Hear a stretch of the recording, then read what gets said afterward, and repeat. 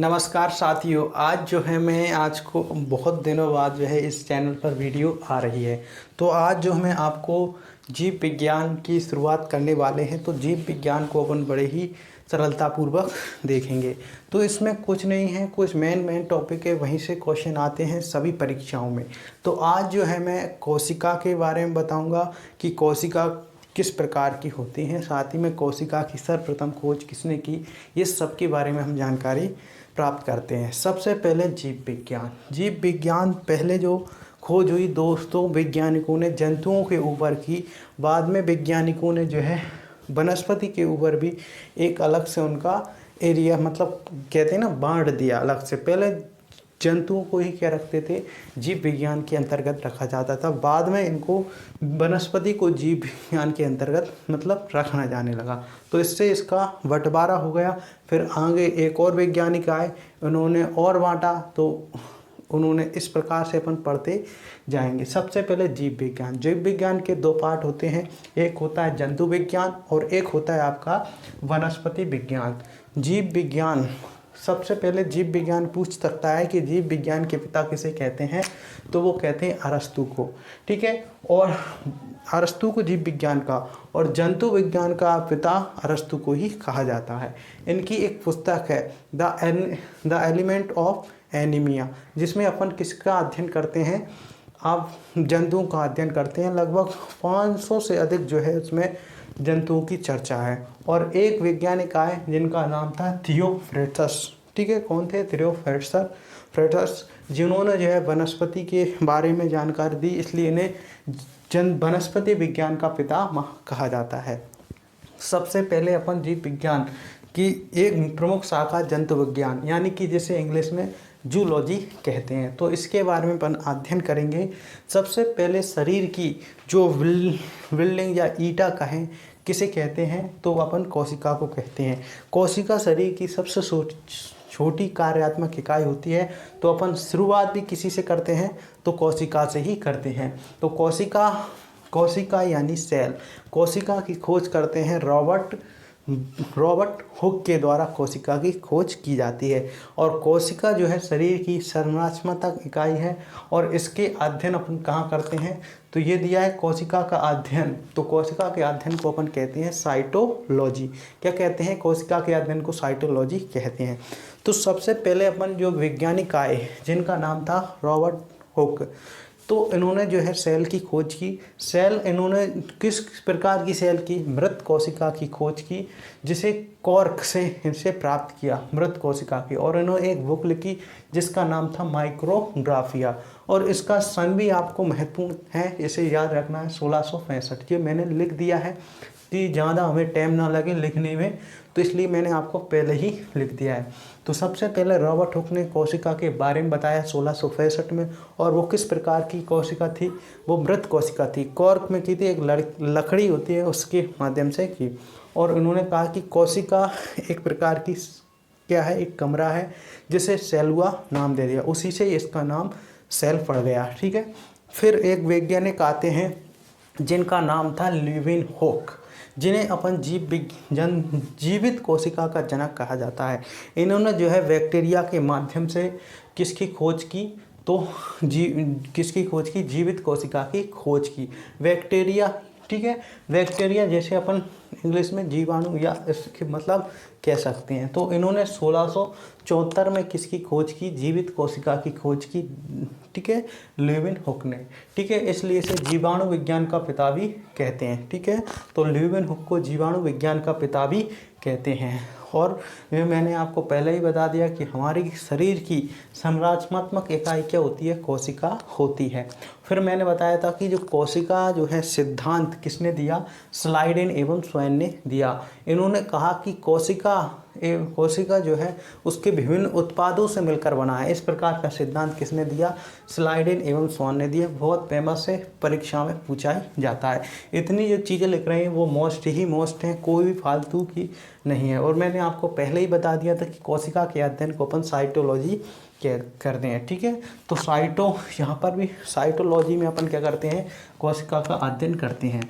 फिर उसके बाद जो मैंने आपको बता दिया कि एक नेक्स्ट वैज्ञानिक आए जिन्हें वर्गीकरण का पिता कहते हैं। तो वर्गीकी के पिता किसे कहा जाता है, तो वर्गीकी के पिता कैरोलस लिनिया, या इनकी पुस्तक जो है स्टेमा है। ठीक है, स्टेमा इनकी ठीक है, सिस्टेमा इनकी जो पुस्तक थी उस इन्होंने दी। ठीक है, तो कैरोलस लिनियस को जो है वर्गीकी का पिता कहा जाता है। और यदि वर्गीकी को ही वो कभी कभार द्वि नाम पद्धति भी कह देता है, तो द्वि नाम पद्धति और वर्गीकी के पिता कैरोलस लिनियस को कहा जाता है। ठीक है, इनकी सिस्टेमा नामक इनकी पुस्तक है। ठीक है, तो ये थी। अब आते हैं, कुछ आपसे पूछ सकता है सबसे बड़ी कोशिका कौन सी है, सबसे छोटी कौन सी का है, वो भी महत्वपूर्ण रहता है। तो सबसे पहले सबसे छोटी कोशिका कौन सी होती है, तो माइकोप्लाज्मा, जो कि एक बैक्टीरिया है। क्या है, एक प्रकार का ठीक है, एक बैक्टीरिया नहीं, सॉरी फ्रेंड, ये एक प्रकार का प्रोटोजोआ है और इसे PPLO कहते हैं। यानी कि जो माइकोप्लाज्म जो है आपका सबसे छोटी माइकोप्लाज्म गैलेस्पेक्ट्रम इसका पूर्ण नाम होता है, लेकिन आपको माइकोप्लाज्म आपको ध्यान रखना है। तो सबसे छोटी कोशिका कौन सी है, आपकी कौन सी, माइकोप्लाज्म। ठीक है, फिर होती है सबसे बड़ी कोशिका शुतुरमुर्ग का अंडा। ये तो सब आपको कॉमन याद होनी चाहिए। और मानव में सबसे छोटी कोशिका होती है तो वो स्पर्म होती है, सबसे बड़ी ओवम होती है जो महिलाओं में पाई जाती है।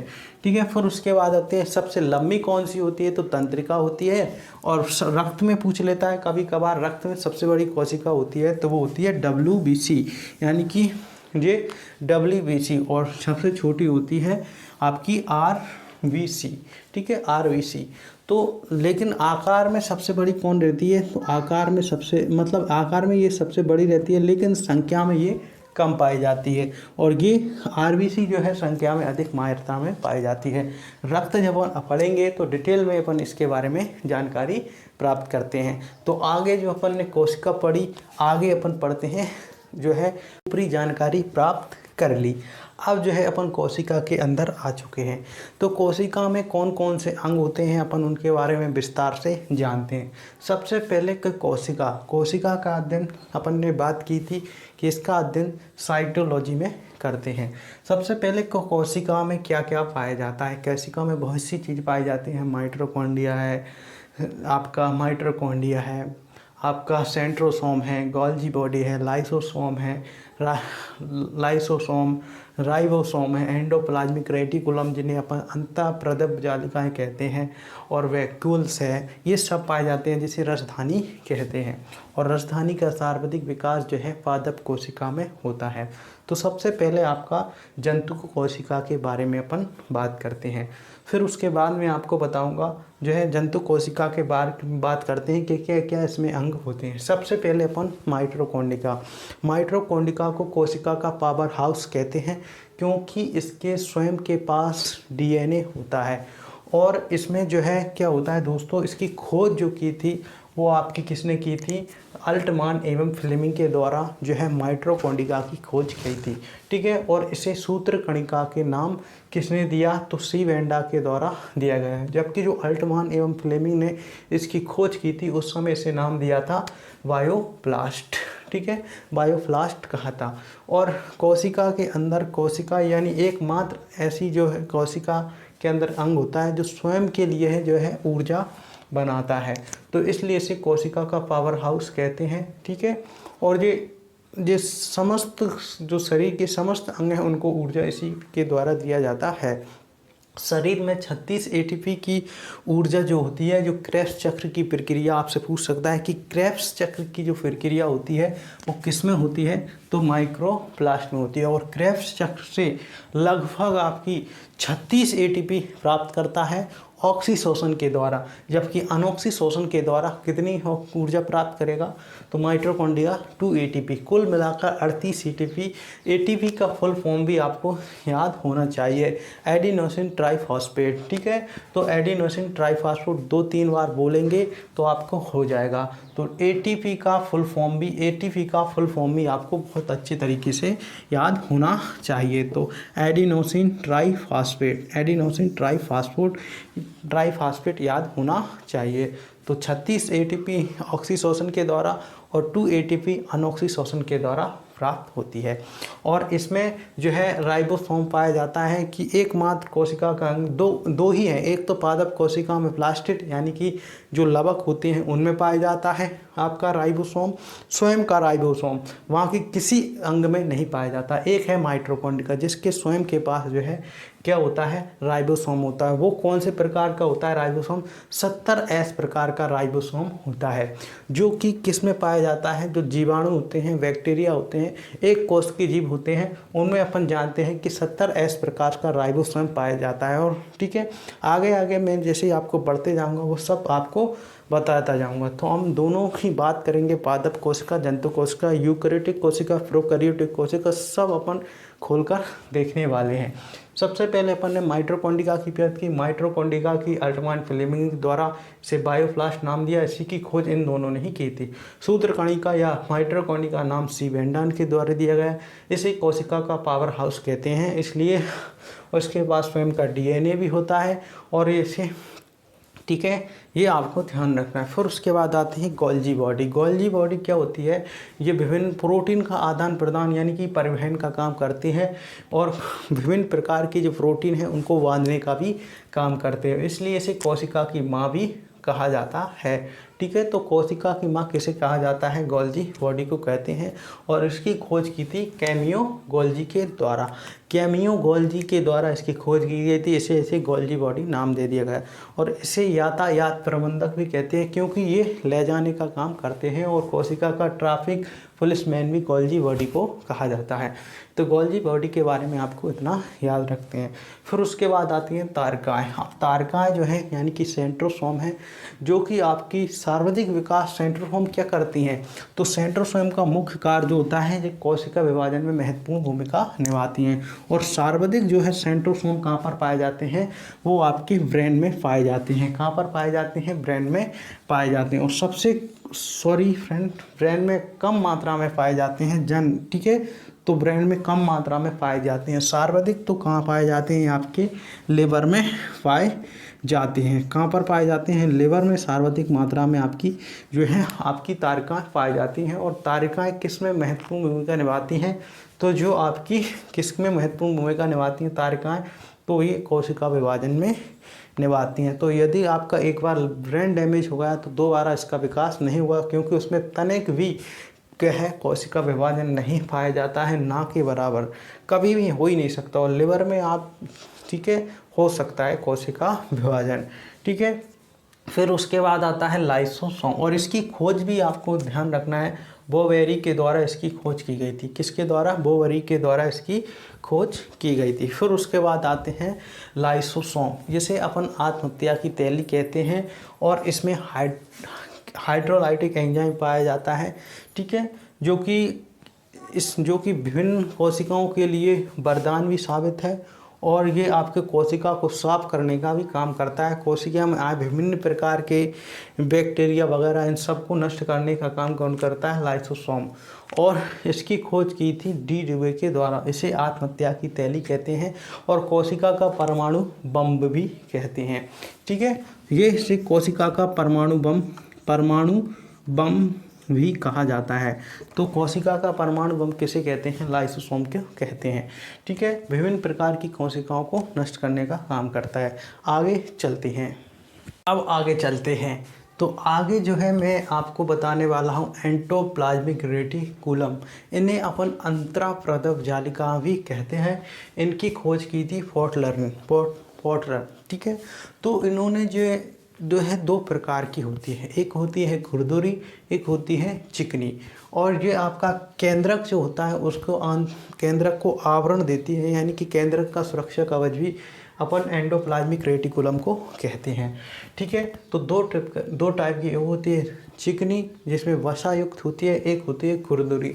खुरदुरी पर ही राइबोसोम पाए जाते हैं।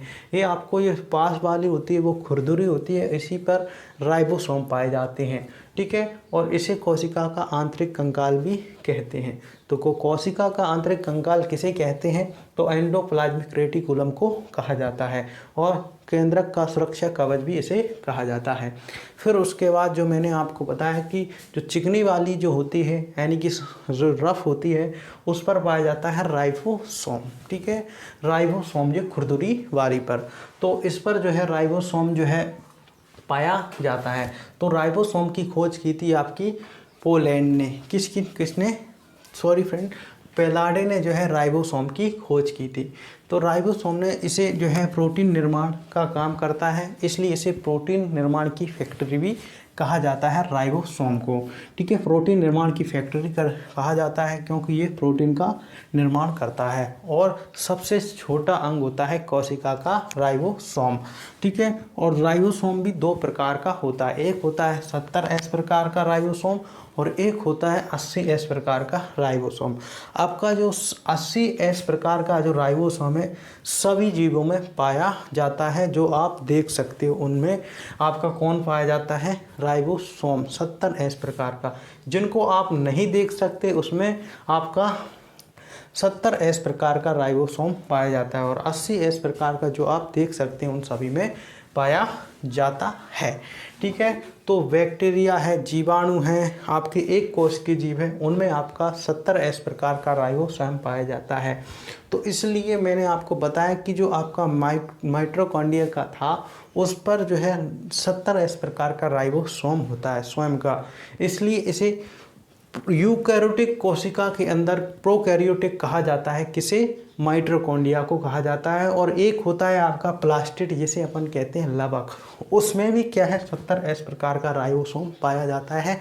तो उसको भी जो है कोशिका के अंदर, पादप कोशिका के अंदर जो है प्रोकैरियोटिक कहा जाता है। ठीक है, तो क्योंकि उस पर 70S प्रकार का राइबोसोम है, क्योंकि उन्हें अतिरिक्त ऊर्जा की आवश्यकता पड़ती है बाहर से, तो ये सभी माइटोकॉन्ड्रिया सबको ऊर्जा देती है, और प्लास्टिड भी सबको ऊर्जा देता है पादप में, तो इनको ज़्यादा ऊर्जा की आवश्यकता पड़ती है। तो ये अतिरिक्त ऊर्जा निर्माण के लिए 70S प्रकार का राइबोसोम माइटोकॉन्ड्रिया में ही पाया जाता है और प्लास्टिड में भी पाया जाता है। माइटोकॉन्ड्रिया और प्लास्टिड को जो है यूकैरियोटिक कोशिका के अंदर प्रोकैरियोटिक कोशिका कहा जाता है। ये क्वेश्चन पूछा हुआ है। ठीक है, फिर उसके बाद आता है आपका रसधानी। ठीक है, तो रसधानी यानी कि जो आपकी जो रसधानी है ये कोशिका का सबसे बड़ा अंग है, और ये सबसे खाली भाग होता है, और इसमें जो संचित भोज्य पदार्थ होता है मनुष्य जो आपके जंतुओं में जो है ग्लाइकोजन के रूप में होता है, और जबकि आपका जो स्टार्च के रूप में आपके पादपों में होता है, और जो आपके जो बैक्टीरिया वगैरह हैं उनमें काइटिन के रूप में होता है। ठीक है, कीड़े मकोड़ों में, ठीक है, काइटिन के रूप में रहता है। और कोशिका का सबसे बड़ा भाग होता है आपका रसधानी, इसे ही अपन रिक्तिका भी कह सकते हैं, और इसी को ही अपन वैक्यूल्स कहते हैं। ठीक है, ये आपको होना चाहिए बता। ठीक है, ये हुआ कोशिका के महत्वपूर्ण अंग। ठीक है, फिर उसके बाद आते हैं अपन केंद्रक। केंद्रक की खोज की थी आपकी दोस्तों रॉबर्ट ब्राउन ने। किसने की थी? रॉबर्ट ब्राउन के द्वारा। रॉबर्ट ब्राउन, ठीक है, रॉबर्ट ब्राउन के द्वारा जो है केंद्रक की खोज हुई थी, और इसे कोशिका का मैनेजर कहते हैं, और कोशिका का मस्तिष्क भी किसे कहते हैं? केंद्रक को कहते हैं। विभिन्न प्रकार की कोशिका में क्या कार्य होना है, तो कोशिका को मस्तिष्क कहा जाता है। और एकमात्र जो है कोशिका जिसके पास शरीर में RBC, जिसमें स्वयं का क्या नहीं होता है? केंद्रक नहीं हो जाता है। ठीक है, स्वयं का केंद्रक नहीं होता है RBC में। ठीक है, ये आपको ध्यान रखना है। तो कोशिका का मैनेजर या मस्तिष्क किसे कहते हैं? तो केंद्रक को कहते हैं, और केंद्रक की खोज की थी रॉबर्ट ब्राउन ने। ये आपको ध्यान रखना है। जबकि मृत कोशिका की खोज किसने की थी? तो वो आपकी रॉबर्ट हुक ने की थी। इसमें कन्फ्यूजन होता है कभी कभार। ठीक है, तो ये हो गई आपकी पादप कोशिका। ठीक है, पूरी तरीके से, और केंद्रक भी मैंने आपको बता दिया। अब मैं आपको बता देता हूँ पादप कोशिका और जंतु कोशिकाओं में मेनली क्या अंतर होता है। ये सब पहले मैं आपको मिटा देता हूँ, ठीक है। ठीक है, तो ये आपकी कौन सी है, ये कौन सी है आपकी पादप कोश, अब ये आपकी एक हो गई, ठीक है। कैसे भी बना दो, इसमें कोई डिजाइन मायने नहीं करता है, ठीक है। तो सेम ही बनाओगे। वैसे तो इसमें कभी कभार पूछता है कि गोल होता है इसका आकार, पादप जंतु कोशिका का आकार गोल होता है, जबकि और पादप कोशिका का आकार कैसा होता है, चौकोर होता है, ठीक है, चौकोर होता है, ठीक है। ये सभी इनमें सब में पाए जाएंगे, लेकिन इसमें अलग से पाए जाते हैं आपके प्लास्टिड, हरित लवक, ठीक है। किस आगे बढ़ेंगे, पहले मैं आपको मेनली इन दोनों में अंतर बताता हूँ। पादप ये आपकी जंतु कोशिका है, ठीक है, कौन सी, जंतु, और ये आपकी पादप, ठीक है। तो जो पादप कोशिका है उसमें जो है कौन क्या पाई जाती है, आपकी सेल मेम्ब्रेन पाई जाती है। सेल मेम्ब्रेन किस में पाई जाती है, सेल मेम्ब्रेन, ठीक है। सेल मेम्ब्रेन तो दोनों में ही पाई जाती है, सेल मेम्ब्रेन, ठीक है। सेल मेम्ब्रेन तो दोनों में ही पाई जाती है, सेल मेम्ब्रेन। और अतिरिक्त क्या पाया जाता है पादप कोशिका में, जो आपको बाहर दिख रही है, वो आपकी सेल वॉल, ठीक है, सेल वॉल पाई जाती है। तो सेल वॉल किस में पाई जाती है, अतिरिक्त पादप कोशिकाओं में पाई जाती है। और जो सेल वॉल होती है वो आपकी किस प्रकार की होती है, जो सेल वॉल आपको ध्यान रखना है दोस्तों, ये बनी होती है किसकी, आपकी किसकी बनी होती है, सेल्यूलोज की बनी होती है। किसकी बनी होती है, सेल वॉल सेल्यूलोज की बनी होती है, और ये पारगम्य होती है, ठीक है। यानी कि पारगम होती है, यानी कि जो भी आप पदार्थ लाओगे तो वो पार हो जाएंगे, यानी कि एग्जॉस्ट करेंगे, यानी सोख लेंगे। जैसे आपने कभी भी पेड़ पर आपको सिंदूर निंदूर लगाते हैं तो अंदर तक चला जाता है, तो वो उसकी जो छाल होती है उसे क्या कहते हैं, उसी को ही कहते हैं अपना, ज़्यादातर वो छाल होती है उसी को क्या कहते हैं, पारगम कहते हैं। जबकि जो कोशिका आपकी झिल्ली होती है वो कैसी होती है, अर्ध पारगम होती है, यानी कि जो आपकी अर्ध पारगम होती है, यानी कि जो आवश्यक पदार्थ होते हैं उनको वो सोख लेती है। जैसे कि अपने ऊपर क्या पाई जाती है, सेल मेम्ब्रेन पाई जाती है, यानी कि कोशिका झिल्ली पाई जाती है। अपन पाउडर वगैरह है या बाम वाम लगाते हैं तो ये आवश्यक पदार्थ है, यदि तो इनको क्या कर लेती है, सोख लेती है। तो ये सेल वॉल जो है अर्ध पारगम होती है, और ये प्रोटीन और लिपिड्स की बनी होती है। तो ये इनमें मेनली अंतर है। और एक और अंतर होता है कि इसमें जो कोशिका झिल्ली होती है उसमें आपकी जंतु कोशिका है उसमें लाइसोसोम पाया जाता है, जबकि पादप कोशिका में लाइसोसोम नहीं पाया जाता है। इसमें हरित लवक नहीं पाए जाते हैं जंतु कोशिका में, जबकि इसमें हरित लवक पाए जाते हैं। और हरित लवक किस प्रकार, यानी कि जो लवक होते हैं या प्लास्टिड जिसे अपन कहते हैं, वो भी कितने प्रकार के होते हैं। हरित लवक तो एक प्रकार ही होता है ना, ठीक है, वर्णी लवक, अवर्णी लवक और हरित लवक, ठीक है। और ये आपको ध्यान रखना है। अब आगे चलते हैं, जब अपन पादप कोशिका में बात करेंगे तो उसके बारे में पूरी तरीके से जानकारी। तो इस वीडियो में फ़िलहाल इतना ही, मिलते हैं नेक्स्ट वीडियो में, जब तक के लिए धन्यवाद।